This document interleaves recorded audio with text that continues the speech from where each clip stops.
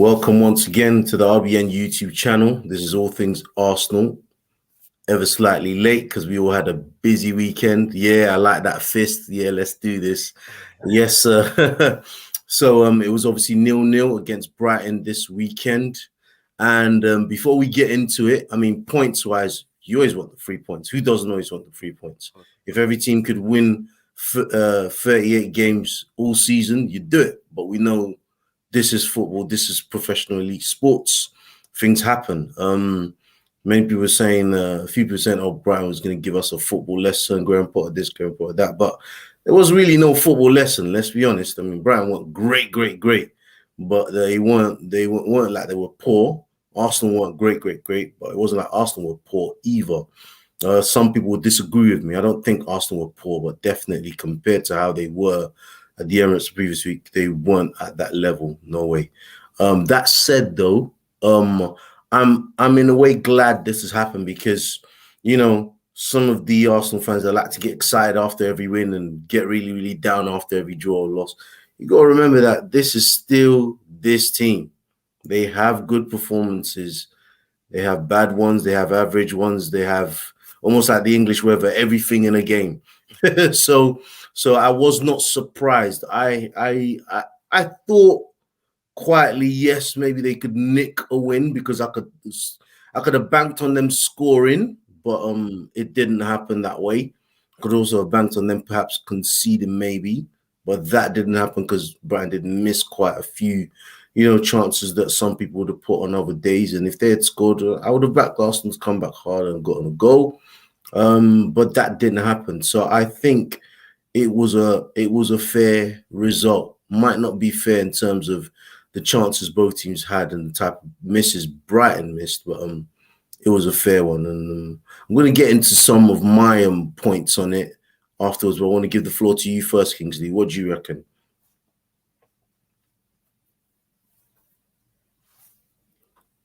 Over to you, Kingsley. What do you reckon of you? Sorry about that. That's okay. Go for it. Yeah, I was just saying.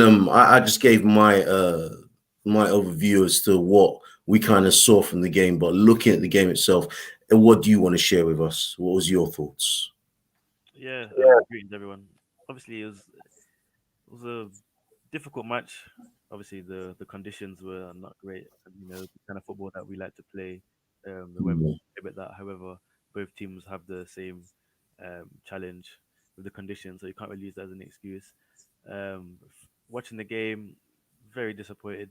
Obviously, last week I thought we kind of turned a corner in Arteta has like found a team and a style of play that he wants to see, and clearly to me it shows that Brighton are a much better team than Tottenham.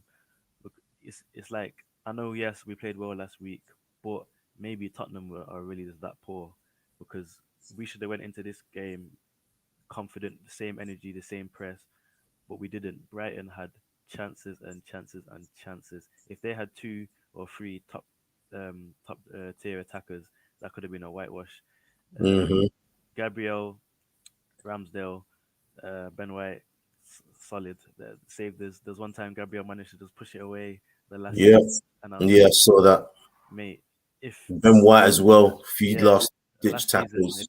if that's holding and Yeah. and I don't know, David Luiz, for example, that's a goal right there. So it's so important that we got our defense sorted out.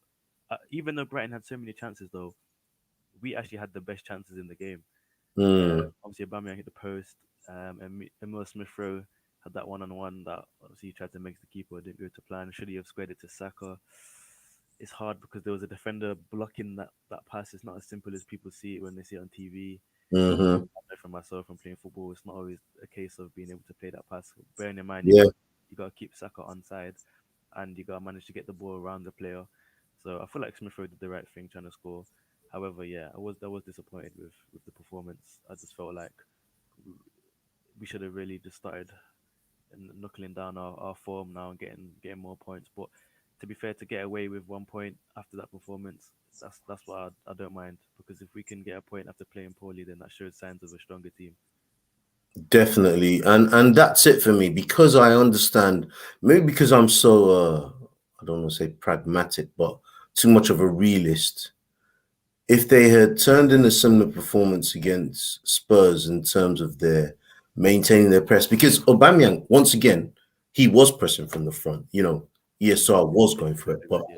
but you need it's shown that you need to do those things as a team, especially when you don't have such elite players. So, for example, like Salah and Mane press, right? So maybe not everyone else will press, but they've got elite players um around them that if they all don't press, those guys can sort of like get away with it, but we can't. Mm. We can't get away with it. Um, so he didn't press all the game because you know how it is. Like if you're the only one pressing and chasing, and others aren't, if you can't get that from your team, maybe you stop. And obviously, the whole press thing is not always Orba's strong point because he'd rather conserve his energy so he can break the lines and get in there and do what he needs to do. He's fair to at the end of the day, so you can sort of understand it. But look, this is top level football. You got to do what you got to do, and if you can't, then perhaps we're looking for replacements for you or someone else coming off bench and getting it done. But what I do think it shows is that certainly there's work to be done in maintaining form, and it's 100%. clear that they may do very, very well at the Emirates this year because they fed off the fans, not just because it was the North London derby. I think in the other game when they played Norwich, they fed off the fans as well to a degree. Obviously, tried to feed off the fans against Chelsea. Chelsea just a better outfit that day. So you've always got those type of things there. But when they go away, you're not going to hear the fans as much. You're going to need to, let your form speak for itself and step up and step in. So that's something that they also need to work on. And I knew that. We both knew that. This could be one of those things. I'm also, even though he didn't have his best game clearly, because Cucurella was giving him a lot of problems, glad to see that Tomiyasu actually, he was up against it. And I Yeah. think it was a case of perhaps, Saka could have come back a bit more to help him Exactly. out. Came back a bit more. Yeah, He yeah. got that So out in the second half because Tomiyasu did he did a bit better in the yeah, second half. So did yeah, better in the second half. And I don't was that because Saka was coming back to help him out a bit more? yeah. But then Saka got tired. That's another thing Mm, with Arteta. I feel like his game management's really poor. That's one thing he's got to really pick up on. pick up on, yeah. Yeah, Saka's getting too tired. Then you're making that sub for now. Should have made that sub about 10 minutes ago. Aubameyang, Mm. Aubameyang against Brighton. After 55 minutes, I'm putting Lacazette on because Lacazette can hold the ball, be a focal point in the final third, But and then for me, I'll switch over to the left and keep him on because, as you know, you need finishers in a game. Do you know what I'm saying? And like, if you want to win the game, I'm saying you still finish up with that guy who's going to finish up because Pepe didn't really offer anything when he came on, and no, and it was hard for him though. He got thrown in the deep end, half an hour to go, bad conditions, hardly getting a proper touch on the ball, and then people saying he's had a poor performance, but we're not offering him anything. We're not giving him yeah, anything. that's true, and that's why I said stick with that guy who knows it a bit, got a bit more noose or like whatever. Yeah, so those are the things I agree with. And obviously Odegaard didn't have his best game. Every player is gonna have dips and stuff. Don't know why he wasn't as busy as how he normally is, but it is what it is. Thankfully they didn't take the L. That's what you're looking at. And like I said, or we said after the Tottenham game, we know that hey, there are still going to be days like that. And there was one of those days. So you're wondering, whilst a lot of people have gone on the international break, what can he do to step up the levels and push people through and get things seen like that? One thing I'm just looking forward to is that I'm glad that I'm seeing Martinelli on that bench because for me, it's telling me that okay, yep, Arteta's trusting him But he's not if getting he on the needs to pitch. bring him on. Yeah, he's not getting on the pitch, but I was going to say this. Look at Phil Foden. Many, many times he was getting on that bench in C, was never coming on. People were shouting, put him on, put him on, put him on, put him on. Waited this time, Pep said, wait, he'll get his chance. He got his chance. Look now, once he's fully fit, once he's firing, Yeah, he's in that starting lineup. And I think that's going to be the case again with Martinelli. Like when he gets in there, Whether it's at Arsenal or another club, the dude is going to be a star somewhere. I think we've all seen that. It's just a case of, yes, I know Arsenal's a different space and level to see at the moment, but the same still goes, because the last thing you want to do is shoot a young player's confidence if they're not in a team that's just like bam, bam, bam, kicking it off. You don't want that to affect his confidence. So I think, when the next Elite Cup game comes around, you get his run out. Hopefully he does really, really well to stake a claim for, at least coming off the bench, or if not, Yeah. depending on who's there, whatever. So yeah. Do you not think Martinelli wants more than a League Cup game though? Do you not think Oh yeah, definitely he does. I mean, he wants to be starting out, but think about it, with what they've got now and the fact that it's only in certain games against certain opposition, he's going to go 4-3-3 with Partey sitting, ESR and Odegaard in front of him. It's going to be difficult for him. He's got to waste time. At one point he was trying him out as a striker now. Oh yeah, no, he can play both, and that's one of the things that he's gonna offer and be able to do. And with young players, you've got to do that, especially the ones who are forwards and showed the eye and the knack for goal and stuff. You can't see him really doing Saka as a striker, even though I'm sure if Saka plays striker, he'd give his best there, but you don't really see that. So Martinelli will get his chance. I just feel like with Martinelli, he's already shown us what he's capable of, and I just think. I understand what you're saying. Of course, there's a time for him to come on, like with the Phil Foden situation. I would love for him to be on right now. To be honest, I just love. He's our most direct attacker. Like he'll just get the ball and drive at players. We don't really have that up front. Aubameyang more of a getting behind finisher. Lacazette's a hold up, link up play striker. Pepe is a cut in winger. Saka can do cutting or crossing. Saka can go direct as well, but not. Yeah, Martin just carries that danger that like every time he wants to goal, lit up because something could happen. Yeah, something we need more of. You need more of that. We do need more of that. We need more of that, 100%, and hopefully we'll get there. And I think that Balogun as well also has that. He looks to get him behind. He looks to finish, and if they get their chance, we'll be there. I mean, I just found it quite telling because obviously Nketiah had that good game in the League Cup with a good goal. And I thought, oh, is this now going to stop Martinelli's progress that Nketiah gets somewhere? But I'm glad to see that Martinelli's kept making the bench, because for me, it's telling me that process is there to bring him through, and that's what you need. Do you know what I'm saying? Because I think if they sign Nketiah, and sorry we're digressing a little bit, but if they sign him on, then I think it's just to get money from him. Yeah, 100%. Here's something that I'm thinking of, because obviously now we're in an international window. I still think that with some of the names they're batting around and the fact that it looks like we will lose that Lacazette next summer, I still think they should go for Zaha and maybe even go for him in January, because then they can offer an Nketiah, because apparently their Palace are looking at him. Because I think they were looking at him until they got that. Was it Edoud? Yeah, I forgot they got Hudson Edouard, so they're probably not going to come back. Good. He's looking dangerous. No, he will do good, because thing with Palace, I didn't realize, someone was telling me they've got quite a lot of good youngsters coming through. They've got Palace have always had that tradition anyway. Youth coming through, stuff like that. A lot of clubs have that, but certain clubs been able to get that and do that well. And obviously they're trying to either keep their youngsters or sell them off for a good price so that that they could do well. So Palace have a decent model. Not everyone might be seeing it or noticing it, because I just think that it's 29 this year or 28 this year. I think he's still going to be hungry. He's going to be cheaper than what we wanted before. If we're losing Lacazette, then you want someone who can come in and create lots of assists, or just be a top problem.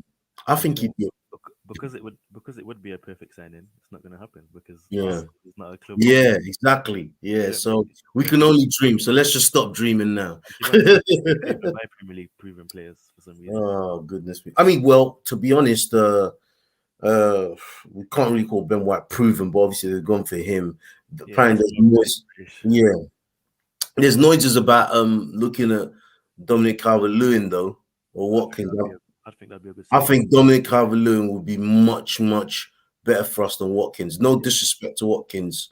I just think DCL, I mean, I wasn't a big fan of his, but I think last season he showed me that okay, yeah, yeah. he's Get the he's ball to him possibly here to stay. and he's scoring. And with if we're gonna play philosophy of trying to drive in the ball from the deep wings, then we need a striker that can do that. Because Yeah. in the game, there was a chat. Tierney's crossed it in, and Aubameyang's there, and the defenders had lunged for it, and Aubameyang thought the defender was going to get that. Defender's Mm. missed it, and it's just gone straight past Aubameyang. As a striker, you've got to anticipate You and expect. gotta go, you gotta anticipate that. You've got to expect the Always, defender to miss. always. Always, definitely, and we can't have it like 1 in 4 games because I know he can do that, Yeah, and I know a lot of people been on Aubameyang's back and stuff like that. But at least you can see this season, even in that Brighton game, I think even yeah, before the Tottenham game, he's there, he's hungry again, and yeah, as he's hungry and he's sniffing stuff out, we're gonna start getting goals, but we do need others to join him. I think ESR will score more goals this season. It's looking like even Odegaard, when he's on it, because he's gonna start taking shots, he'll get more goals. I'm hoping Saka will get more goals, and that will balance it out. And they can have a real crack at the top six rather than just end up 7th or 8th again. Because obviously, I personally don't want them to get into Europa League No, again. But I don't want Europe. I'd rather come eighth than get Europa League. honestly, I would. But then you think about it. Can Arsenal afford to keep Arteta if they end up a third seed in a row? Then They probably won't. it's a double blessing. It's a, but then the thing is, we lose Arteta. Like, who are we going to get in? Because the way it's looking now, Hopefully, like, a manager with at least more than 1 year of experience. oh yeah, well, you'll definitely you'll think that. But who are they going to get in? Some people shouting, "Oh yeah, Potter, Potter, Potter." It's still a big step up. Still a It's a big big step. step up, but It's a big. It's a big step up. the way Brighton play football, even I like watching Brighton, even from 2 seasons ago. Brighton play some nice football. They're not into the long ball. They play some nice build up play. I think Potter would be a very good signing. Him or Brendan Rodgers. I don't die. I don't. I think they'll struggle to get Rodgers because you need to look at the fact of like the recruitment, the way True. Leicester Leicester's set struggling at up. the moment. Leicester are not having the best of starts. Not to be honest, I don't think Leicester are gonna do so great this season. They've got Europe as well. Yeah, They've got Europe as well. in Europe they lost to Legia Warsaw in the Europa Yeah, League as well. they got Europe as well. Obviously, Madison was considering coming to Arsenal, so you've got all of this stuff. These things start to add up. These things start to add up. They've got a lot of attackers there, so there's lots of competition and all of that. Exactly. I think I'm not saying Leicester have peaked on the Vardy's ridge getting on or as well. whatever. Sorry, yeah, Vardy's getting on. He'll still get goals because at the end of the day, he's there for the goals, so he'll still get goals for them. I just think that Rogers coming out and like he's got it in terms of like they always sign the right players. They always do. I think they're missing Fofana a lot, so that's a big, big miss for them. Even though they bought another defender, as they will do, they always find players. They got Sumare, obviously trying to bed him in, get him used to it. They got Patson Daka, so they've got stuff. They got stuff. Who I'd be more this sounds surprising, but concerned about taking Leicester's place is Everton because Everton suits a club, suits a manager like Benitez, like how Newcastle suited him. He can just go in there, do a job. Look at who he bought. Whoever thinks that Damari Gray and Townsend will come up trumps again, they're Yeah, playing for him.